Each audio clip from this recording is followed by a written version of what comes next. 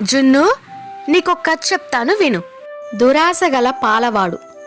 ఒక చిన్న గ్రామంలో గోపయ్య అనే పాలవాడు ఉండేవాడు.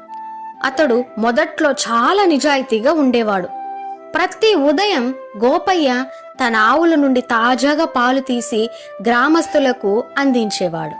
అందుకే అందరూ అతనిని ఎంతో నమ్మేవారు.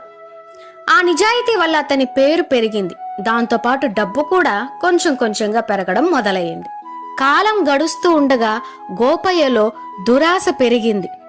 కొంచెం నీళ్లు కలిపితే ఎవరికీ తెలియదు, నేను ఎక్కువ సంపాదించవచ్చు అని ఆలోచించాడు. అలా ఒకరోజు మొదటిసారి పాలల్లో నీళ్లు కలిపాడు. ఆ రోజు ఎవరికీ తెలియలేదు. ఆదాయం మాత్రం ఎక్కువైంది. ఇది అదునుగా చేసుకుని ఇక ప్రతిరోజు నీళ్లు కలపడం మొదలెట్టాడు. ఇలా రోజులు గడుస్తుండగా ఒకరోజు పాలు అమ్మి డబ్బులు వసూలు చేసుకొని పొలాల మధ్యగా ఇంటికి తిరిగి వస్తున్నాడు పాలవాడు. అలసటగా అనిపించి ఒక చెట్టు కింద కూర్చొని డబ్బుల మూటను తల కింద పెట్టుకొని కాస్త నిద్రపోయాడు. ఆ చెట్టు పైన ఒక కోతి కూర్చొని ఇదంతా గమనిస్తోంది. గోపయ్య నిద్రలో ఉన్నాడని మెల్లగా కిందకు వచ్చి ఆ డబ్బుల మూటను తీసుకుంది. తర్వాత చెట్టు ఎక్కి ఒక్కో నాణెం చెరువులోకి విసరడం మొదలెట్టింది. నీళ్ల చప్పుళ్లతో గోపయ్యకి మెలకువ వచ్చింది. కోతి చేస్తున్న పనిని చూస్తే అవాక్కయ్యాడు. అయ్యో నా డబ్బులు అంటూ అరిచి కోతిని అదిలించాడు.